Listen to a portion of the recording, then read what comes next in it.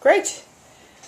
So my name is Jordy Izzard, and I'm an Alumni Relations Officer at SAIS, and I'm here today with Jerry Feldman, who graduated from SAIS in the class of 1969, and today's date is December 9th, 2010. And we're just going to have a conversation. I'm going to ask you a few questions, just kind of go down memory lane, and hope you have some fun with it. Terrific. So, great. Thanks so much for your time today. And why don't we just start with kind of what originally brought you to SAIS? I was an undergraduate at Johns Hopkins in Baltimore. Mm-hmm. So, of course, it was prominently featured and became aware of it maybe a bit earlier than some other people would have otherwise. When I started at Johns Hopkins, I had the impression that I thought I wanted to go into the exact sciences. Uh-huh. I was leaning towards physics. And what I found was that when I got to college, I was much more interested in politics and international affairs. Uh-huh. It wouldn't have occurred to me to go to, an extracurricular physics lecture. But I did find myself drawn toward, the international discussions, things of that type. So when it became time to declare a major, like at the end of sophomore year or something, I thought hard and then decided, well, I want to do international relations. Mm-hmm. And at that time, this was back in the 60s, and Johns Hopkins was building a very strong international relations undergraduate major. So it kind of, it led me in a way towards SAIS. I was looking at other options too, but SAIS had the best balance of things that I found of interest. Were you looking maybe to move to Washington? I think what was in my mind was government service, and everything at Johns Hopkins I found to be very highly theoretical. This carried over from the exact sciences, and even the pre-meds used to say the same thing, that everything they taught was theory, theory, theory. I found the same thing in classes in international relations, and international politics, and international economics, that they were all based on theory. And I was told that SAIS was quite a different approach. It was good to have a good theoretical basis, but it was going to be much more policy-oriented. And that's really what I found when I got there. So it was a very good balance. Mm-hmm. That's great. And what about when you were first at SAIS? Or actually, before you started at Hopkins in that field, what kind of led you even in that direction? I know you started with the hard sciences. Did you ever have an interest in international affairs? Well, I guess all the time it was there, and it's the sort of thing that you watch the news, you debate the news, and so forth. Everybody can be an armchair expert on politics and international affairs. So it started that way and then built on that, and just found myself drawn to it. And, that's great. And really felt like a public service was what I really wanted to do. And when you were first at SAIS, what are your first memories and perhaps your most vivid in the 2 years you were there? I was very impressed with the mix of students. It was just it was a very enriching experience. I found this as an undergraduate too, but more so as a graduate student. I found that the mix of students, the mix of backgrounds, everybody coming together with kind of a common interest in international affairs, but maybe from a lot of different perspectives. Everybody was, of course, extremely bright, extremely well-versed in the essentials of what we were all about. And they also seemed to be quite well-grounded. What do you mean by that? Well, they were more mature than you would expect beginning graduate students to be. Now, I did my first year over in Bologna. I don't know whether they're still doing this, They are. but it was typical that they were taking the entire first-year class. And I guess it didn't apply to everybody, because when we came back the second year, there were a few people who had been in Washington for the first year. But most of us met in Bologna. Okay. And of course, that was a good experience too, to put this in an international environment, which was then, and I'm sure still is, the real repository or institutional repository for what was then the EC and now the EU, and how it was formulated, and have guest professors who had really been in the door as far as getting the EU started or the EC started, and hearing their perspectives, and the whole European experience, and like I had, well, there were four of us rooming together. There were two Americans, one Frenchman, and one Ethiopian. And it was funny, the Ethiopian, we all went our separate ways, except the two Americans, of course, came back to SAIS, and we've remained friends. But the Frenchman went to work for an international organization. I think it was last time I heard, he was with the World Health Organization. The Ethiopian went back home and got caught up in revolution. And he was kind of a firebrand to begin with, and he would speak out even when I knew him about horrible Haile Selassie and so forth, and how the U.S. had backed him for so many years.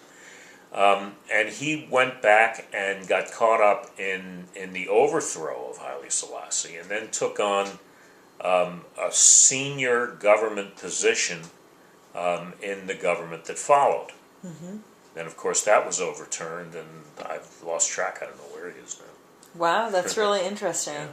And where's your American friend? Well, that's John Isaacs. Okay, great. He's in Washington now. Great. Yeah. We have to interview him as well. Super. Well, and tell me, I don't know if this is the case for you, but I've heard in some cases people will remember some historic things that were going on at the time, either in Italy or in D.C. For example, somebody I know remembered the riots in the summer of '68 after Martin Luther King was shot, watching it from the library. I don't know if you remember anything that was going on at the time or your surroundings. What I most recall was the whole intellectual ferment that was going on at the time. Of course, we look back at the '60s, and it was just a very difficult time to go through. All the debates about the Vietnam War. And we used to have debates with, I remember in Bologna, we had debates with students from the University of Bologna. And they were very interesting. There was also, there were students, and these were not SAIS students, they were not Bologna Center students, but I believe that some of them were at the University of Bologna. One of them declared himself, at the time Nigeria was being torn apart in civil war. And he said he was an Igbo. He did not admit to being a Nigerian. So it was, it was a great ferment that was going on at the time.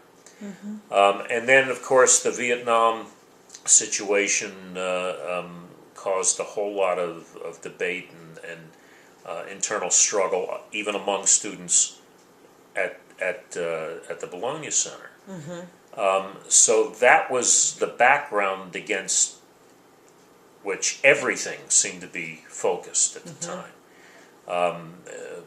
Vietnam was just such an enormous strain on students everywhere at that time that it colored all of our perceptions of everything.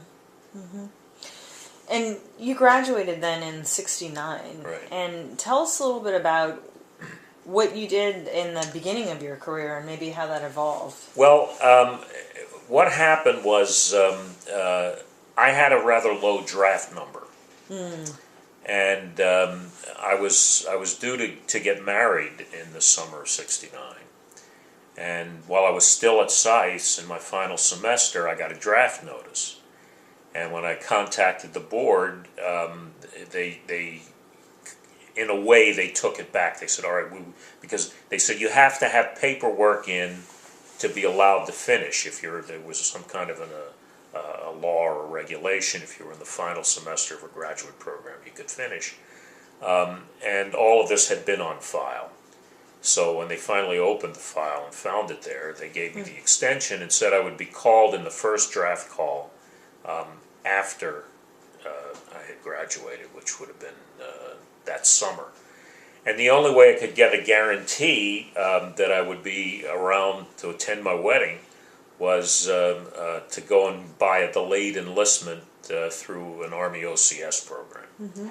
So not too long after I finished at SAIS and then got married, I ended up in Army OCS and then in various forms of training, and then I was shipped over to Heidelberg, Germany, which was not too bad at all, and spent something about a year and a half, I think, working for the Office of the Chief of Staff for Intelligence in Heidelberg at U.S. Army headquarters for U.S. Army. And that was satisfying your draft?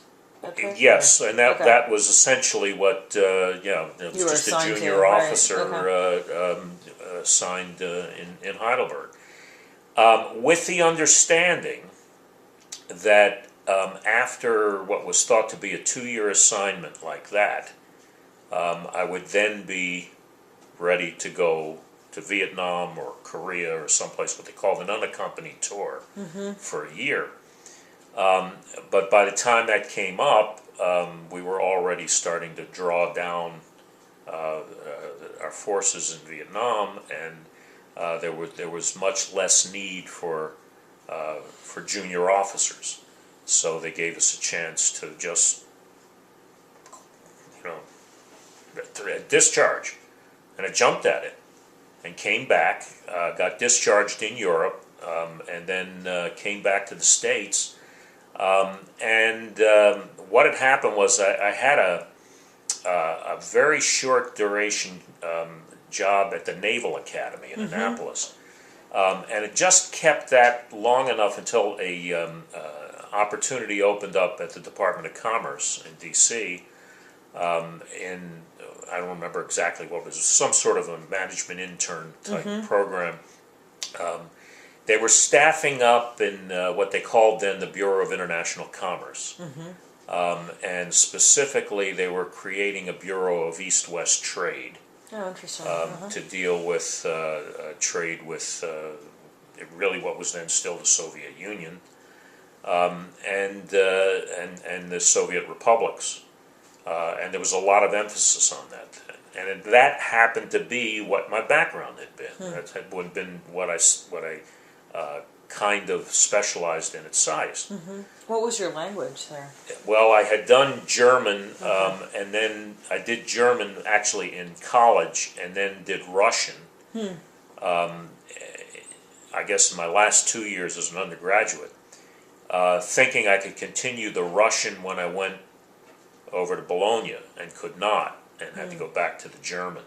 So I ended up doing the language qualification in German, and the Russian never really got as good as it should have been. I could read with some difficulty, and that was as far as it got. But the German actually turned out to be pretty decent. Although when I was living in Heidelberg, I found that I could discuss political articles, economic articles, things of that type, But if I had to call a plumber and tell him something had gone kaput, then I had to go look in the dictionary. Yeah, that's right. The simple was Yeah, hard. exactly. Yeah. Then it was a focus on, as I say, East-West trade, and coming in as an intern. The way the intern program was set up was the first year you did a series of rotations to get a picture of different things throughout the bureau. So I did one or two in the East-West trade side, and then a few others here and there, and got a taste of different things. Eventually, I ended up going to an office, which none of these offices exist anymore anyway, but at the time it was called the Office of International Finance and Investment, and I worked on international investment policy,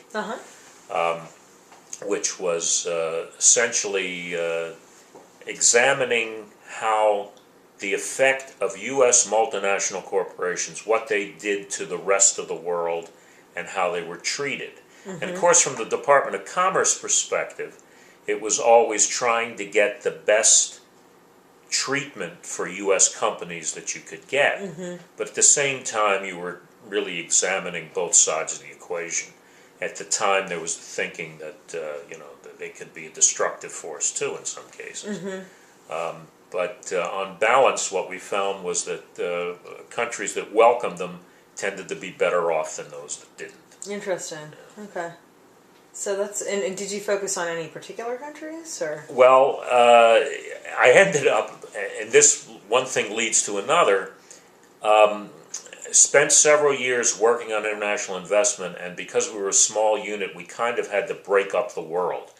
And I ended up with something like 82 countries, but I was not a specialist in any of these countries. I was only looking at the foreign investment regime in that country.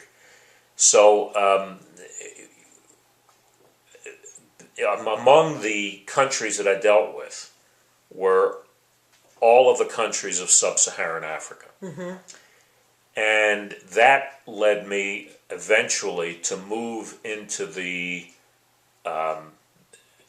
unit that turned into country policy for sub-Saharan Africa. And I spent the rest of my career doing sub-Saharan Africa. When I retired in 2003, I retired as director of the Office of Africa in what was then called International Economic Policy. And which is now called? I think it's still called International Economic Policy, and this is a unit within the International Trade Administration at Congress. Did you live ever in Africa? Or? Never really lived there. I used to travel now and then, and for any number of reasons, and that, in a way, tweaked another interest that I've followed up since I retired. And the way that happened was, you travel to Africa, you can't do all your business, go on a Tuesday and come back on a Friday. And especially when you have to go to more than one country. So it usually meant you'd be gone a week, maybe 2 weeks. And because there were weekends in between, you can't do anything. If ever I had a chance, I would go visit a game park. And I loved them. They just thrilled me. And I knew then that when I retired, I wanted to do something that was nature-oriented, that was wildlife-oriented. And so what I ended up doing was volunteering on a regular basis at a national wildlife refuge, which is not far from where I live. And I go there several days a week, and so that was an altogether new learning experience. Where is that? It's actually just up the road in Laurel. Interesting. It's called the Patuxent Research Refuge. There are something like 550 wildlife refuges operated throughout the United States by the U.S. Fish and Wildlife Service, which is part of the Department of the Interior. And the Patuxent Research Refuge is one of them, and it's really the only one that was set up with a specific mandate to conduct cutting-edge research to conserve and expand our wildlife resources. And a lot of the results of that research have been picked up have been picked up throughout the world, but certainly throughout the rest of the refuge system and state refuges and various things. So that's been an interesting learning experience. Yeah, that's interesting. A little bit of a departure from some of the things you were doing, but although interestingly could have been something you even did at SAIS earlier, but didn't. I mean, I'm thinking of like climate change, not really, but just and of course nobody was talking about that.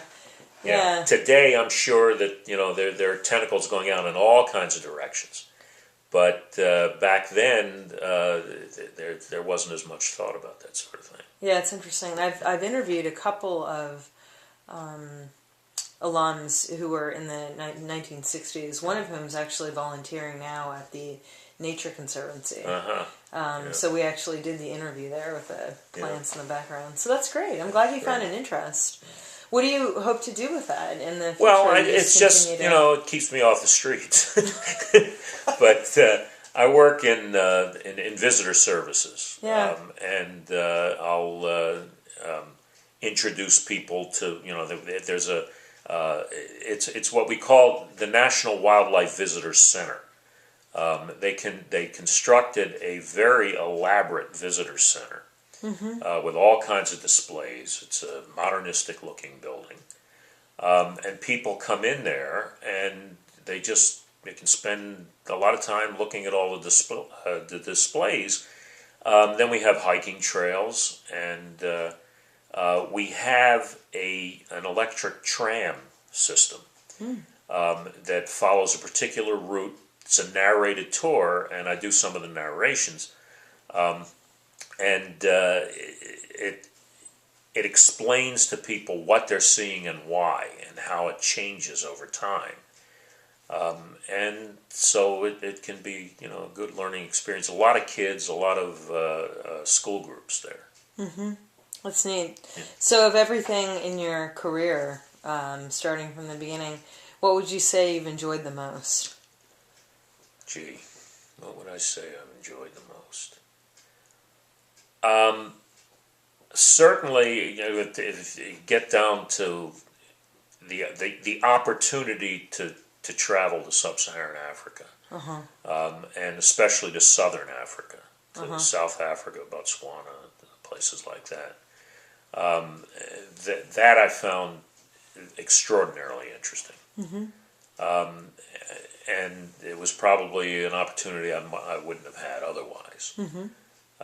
But there have been any number of good experiences, frustrations and good experiences as well. That's great. Well, and thinking now more presently for the current student body at SAIS, do you have any advice you might impart to them, or anything you'd like to, if you could sort of give any kind of guidance, would there be anything you could tell them? All I would say is that my experience was SAIS had it right. I would assume SAIS still has it right. They knew, because it was not an ivory tower institution.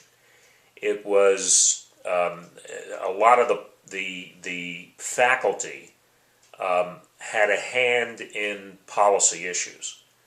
In fact, two of the courses that I think made the most impression on me, one of them was a Soviet foreign policy course that was taught by Helmut Sonnenfeld, who at the time was head of Soviet affairs at the National Security Council. And he would come over from there, and it was a time of tremendous ferment. It was a time shortly after the Soviets had crushed the Prague Spring in Czechoslovakia. And one thing I remember us doing was trying to put together a matrix. What are the considerations that the Kremlin will take will consider in whether they move in to crush a nationalist revolt or stand by? and we tried to come up with, what are the most important considerations in their mind. I mean, this was really very much, it was topical, and it was policy oriented.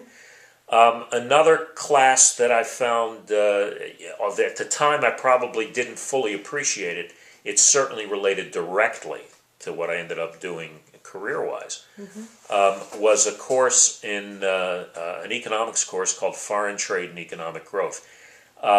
It was taught by Isaiah Frank, who not only was a very respected professor for many, many years, but he had spent a lot of time at the State Department and various other government institutions dealing with the very policy issues that we were discussing in class. So a lot of this just came live. And those two courses are two that I remember in particular as being very well focused, and they showed that SAIS had the mix right, especially coming from a highly theoretical type background as an undergraduate. To get into the policy-oriented stuff, I think was very rewarding. Then I found that, and this was a shock, I know, to a lot of people, not just SAIS people, but I think people in general, who had gone through graduate school. What you're dealing in whether as an undergraduate or in graduate school, you're talking about macro policy issues. What should the general policy be about this, that, and the other thing? Well, when you get into government, all of a sudden now you're dealing with a very small micro part of the whole. And that was an adjustment for a lot of people, and they became frustrated. It's just something you deal with, and of course, if you're talking to SAIS graduates, maybe at some point you talk to Tim Geithner, and I'm sure Tim Geithner would. Most of the time he spent at SAIS, he was dealing with global issues. Right. He's certainly dealing with global issues now, but they're probably somewhat scaled back from what he was discussing in class every day. So it's just something, that you have to deal with. Anything else? Any other advice? What I have noticed from reading alumni magazines and alumni bulletins and so forth, is that SAIS students today and Johns Hopkins students today seem to, as focused as I found them to be when I started, are much more focused today. They seem to be a quantum leap ahead of anything that I was familiar with. They seem to have their heads on much straighter than I ever thought. Yeah, I always feel like when I'm looking through these alumni publications, I always feel like I'm glad that I'm not applying today, because there's no way I could compete against these people. I'm really, really impressed with the people that I see from SAIS. Now, I have to say that when I was in government, and when I was hiring people, I ended up having half the people who worked for me were SAIS graduates. And it just happened that way, and sometimes I ended up, leaning toward hiring before I even knew they were SAIS graduates, just because I could tell they came across, even in interviews, as being much more focused, much, more, not so much more intelligent, but much more grounded and well versed, and they projected themselves very well. That's great. Well, I want to say thank you so much for spending time with us today. Thank you. Yeah, and glad you had a good experience at SAIS, and congratulations on a great career. Thank you. All right, and have a great day. You too.